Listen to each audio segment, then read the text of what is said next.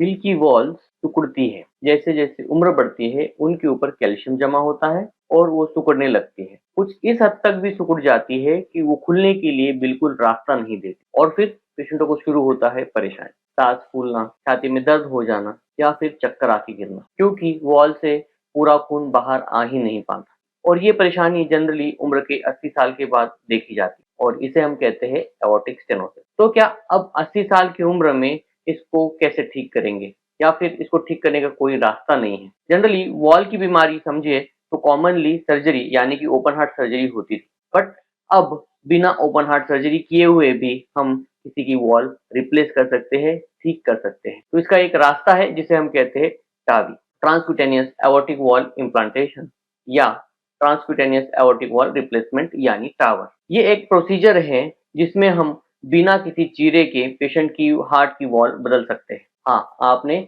बिल्कुल सही सुना, हम किसी बिना चीरे के पेशेंट की एओर्टिक वॉल चेंज कर सकते हैं, जस्ट उसके ग्रोइन की नसते होते हुए। और ये हमने पॉसिबल किया है कानपुर में। रिसेंटली ही हमने कानपुर में टावी नाम की या टावर नाम की प्रोसीजर की है, जिसमें कि पेशेंट की एओर्टिक वॉल हमने रिप्लेस की है। और इसमें पेशेंट जनरली 80 साल से ऊपर वाले थे और इनको चलने में परेशानी होती थी, चक्कर आके गिरते थे। इनमें से किसी मरीजों को फेफड़े की परेशानी थी, इनमें से किसी मरीजों को लीवर की या किडनी की परेशानी थी, जिसकी वजह से इनकी ओपन हार्ट सर्जरी हो नहीं सकती। बट आज अब जब हमने उनकी टावी की प्रोसीजर की है, वो एकदम सुरक्षित है और अपने आप को बिल्कुल सक्षम समझते हैं कि अब हम चलने में और अपनी जिंदगी जीने में बहुत ही अच्छा फील कर रहे हैं। ऐसी एडवांस प्रोसीजर्स हम कानपुर में करते हैं। मैं हूँ डॉक्टर श्रीपाद, मैं एक इंटरवेंशनल कार्डियोलॉजिस्ट हूँ।